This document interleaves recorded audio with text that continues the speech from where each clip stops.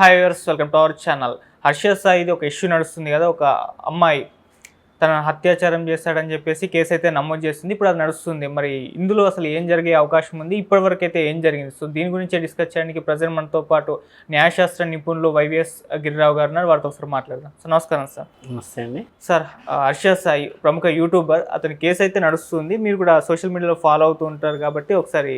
నేనైతే యాక్చువల్గా ఓపెన్గా చెప్పాలంటే ఈ టీవీలు న్యూస్ పేపర్స్ పెద్దగా చదవను. బట్ మీరు కేసు ఫ్యాక్ట్ ఏదో చెప్తే దాని మీద నేను ఆ ఫ్యాక్ట్లో ఏది డిఫెక్ట్ లీగల్గా ఏదని చెప్పగలను. సార్, అమ్మాయి అయితే అంటే నాకు మత్తు మంది ఇచ్చాడు, అత్యాచారం చేశాడు, మొత్తం వీడియోలు ఫోటోలు తీశాడు, వాటిని చూపిస్తూ నన్ను బ్లాక్మెయిల్ చేస్తూ ఇంకొన్ని పలుమార్లు సార్లు కూడా అత్యాచారం చేశాడు అని చెప్పేసి అమ్మాయి కంప్లీట్ చేసింది. ఆయన పెళ్లి చేసుకుంటా అన్నాడు, 2 కోట్లు కూడా మోసం చేశాడు, పెళ్లి కూడా చేసుకోలేదని కూడా ఆమె మెన్షన్ చేసింది. సో వీళ్ళ వైపు నుంచి కేవలం డబ్బు కోసమే ఆమె ఈ విధంగా చేస్తుంది, నాకు ఫేమ్ వచ్చింది, నా ఫేమ్ని పాడు చేసే ప్రయత్నమే చేస్తుందని హర్ష సాయి తరపు నుంచి వాళ్ళేమో వాదిస్తున్నారు. సో వీళ్ళిద్దరు ఈ విధంగా ఉన్నాయి. ఇంకా ఇన్వెస్టిగేషన్ అయితే నడుస్తుంది. హర్ష సాయిని అయితే ఇప్పటివరకు అరెస్ట్ చేయలేదు, చేస్తారన్న న్యూస్ మాత్రం వినిపిస్తుంది. మరి ఇప్పటి వరకు ఉన్న సమాచారం దీన్ని బట్టి చూస్తే మీరేం చెప్పచ్చు అంటారు సార్? అంటే ఇప్పుడు వాళ్ళిద్దరూ ఏకాంతంగా ఉన్న వీడియోలు బయటకు వచ్చినాయి. అమ్మాయి సంబంధించిన వీడియోలు బయటకు రాలేదు, ఆయన దగ్గరనే ఉన్నాయి, హర్ష సాయి దగ్గర ఉన్నాయని ఈ అమ్మాయి చెప్పింది. వాటిని చూపిస్తూ బయట పబ్లిక్లో పెట్టేస్తాను అని చెప్పేసి బ్లాక్మెయిల్ చేస్తూ ఈ విధంగా చేస్తాడని చెప్తుంది. ఇక్కడ ఏంటంటే మనకి ఈ చట్టంలో ఏదైనా కోర్టులో కేసు వేసినప్పుడు అక్యూజ్డ్ అంటారు. అక్యూజ్డ్ అంటే ముద్దాయి, నేరస్తుడు కాదు.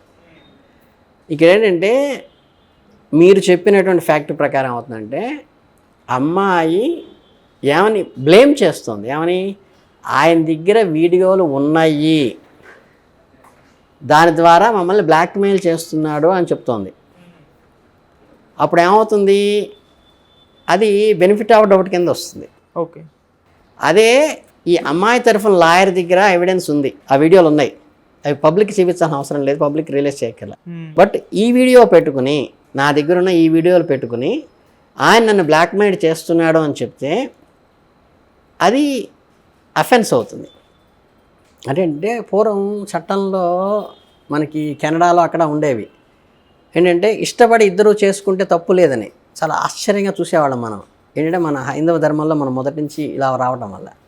కానీ ఇప్పుడు రీసెంట్గా మన చట్టంలో ఏంటంటే ఇష్టపడి ఇద్దరు కానీ కలిస్తే అది ఏమాత్రం నేరం కాదని ఇప్పుడు ప్రజెంట్ చట్టంలో వచ్చింది.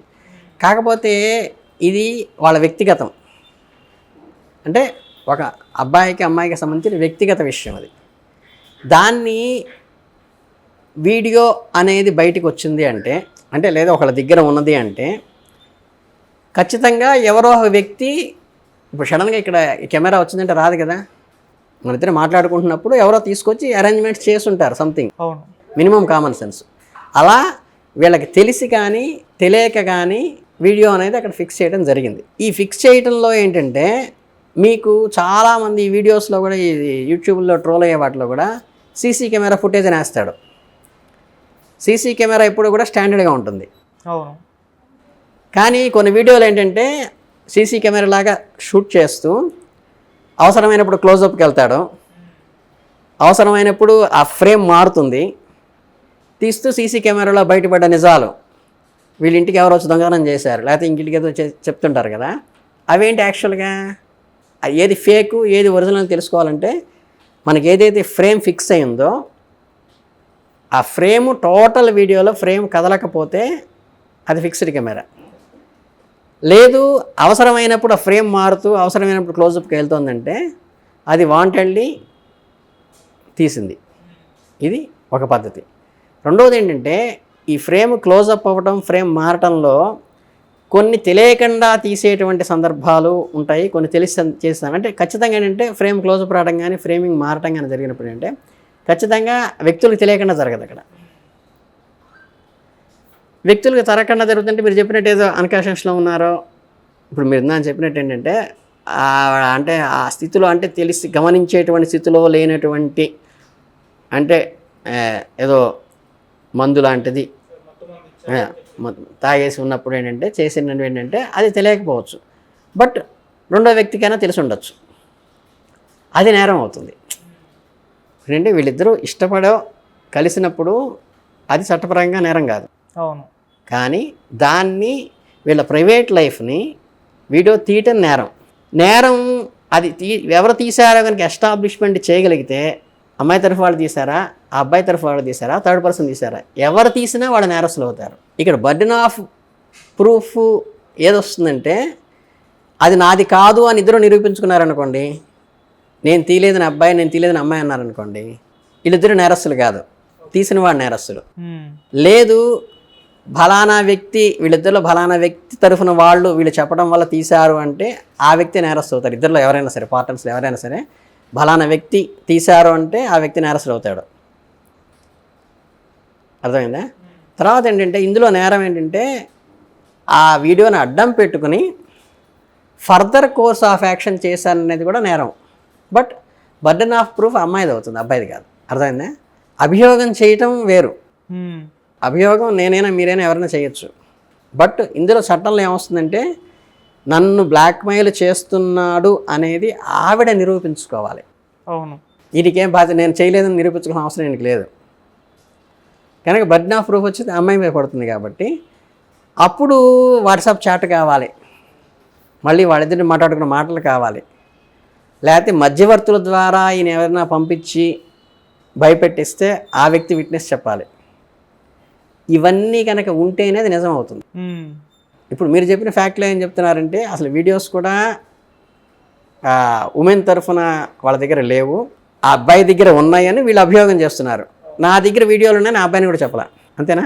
సో అసలు వీడియోలు ఉన్నాయో లేవో కూడా తెలియదు. అంటే పచ్చిగా లాలో వెళ్ళినప్పుడు ఏంటంటే ఆ అబ్బాయి ఏదో నన్ను చేశాడని ఒక అమ్మాయి అభియోగం చేసినప్పుడు కోర్టులో ఎంతలాగా ఉంటుందంటే ఆఖరికి ఆవిడ యుటరస్లో స్పెర్మ్ ఉందా లేదా, ఆవిడ శరీరం మీద ఏమైనా గాయాలైనా లేదా, ఆ గాయాల మీద DNA టెస్ట్ చేస్తే ఆ అబ్బాయి గోళ్ళు ఆ అబ్బాయి వెంట్రుకలు ఏమన్నా అంటే ఈ బ్లడ్ కలవడం ఇట్లాంటివి ఏదైనా ఉందా లేదా అంత దాకా వెళ్తుంది తప్పితే ఊరియో అభియోగం చేసినంత మాత్రం ప్రతి వాడిని తీసుకెళ్ళి 7 సంవత్సరాలు శిక్ష వేయరు. ఓకే. అంటే అది ప్రూవ్ కాబడాలి అక్కడ.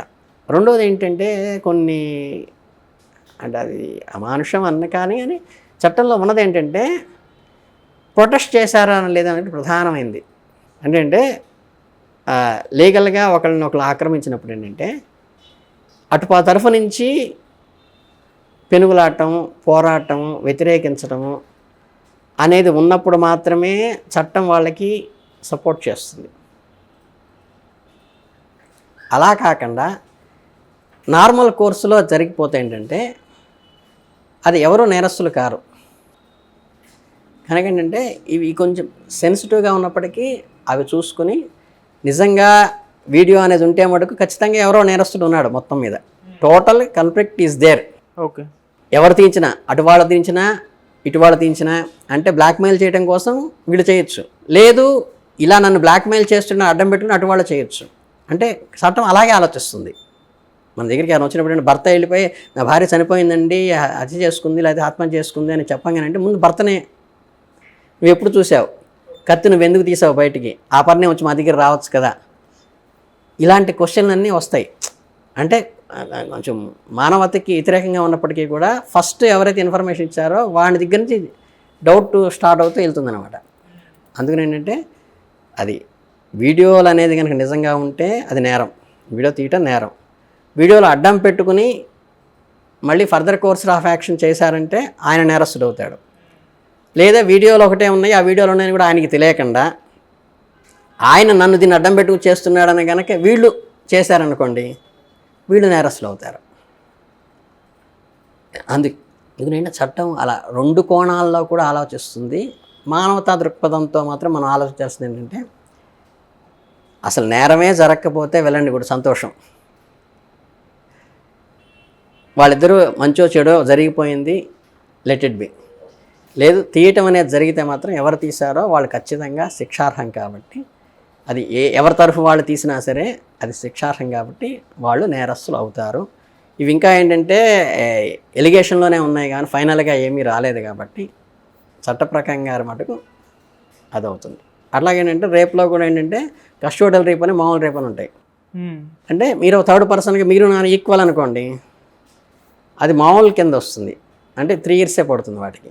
అలా కాకుండా నేను ప్రిన్సిపాల్, మీరు స్టూడెంట్ అనుకోండి, నేను డైరెక్టరు, మీరు ఆర్టిస్ట్ అనుకోండి, నేను కంపెనీ యజమాని, మీరు సబార్డినేట్ అనుకోండి, నేను ఒక డాక్టర్, మీరు నర్స్ అనుకోండి, అప్పుడు నేను కనుక చేస్తే నాకు 7 years పడుతుంది. అర్థమైందా? అలా కాకుండా మీరు డాక్టరు, నేను నర్సు, మీరు ఓనరు, నేను అనుకోండి, నేను లేడీ అనుకోండి, అదే అప్పుడు నేను జంట అనుకోండి, అప్పుడు ఏంటంటే అది 7 years పడదు మళ్ళీ. ఎందుకంటే ఈ మగవాడికి ఆ కమాండ్ ఉండి, ఆ సిచ్యువేషన్లో కమాండ్ ఉన్నప్పుడు 7 years పడుతుంది. అంటే మొహమాటం అనేది అడ్డం వస్తుంది. లేదు ఉమెన్కే ఆఫీసర్ అయి ఉండి చేసిన మగవాడు అటెండర్ అనుకోండి, ఈయన తప్పేమి లేదు. అర్థమవుతుందా? కొంత డిఫెన్స్ వస్తుంది. అర్థమైందా?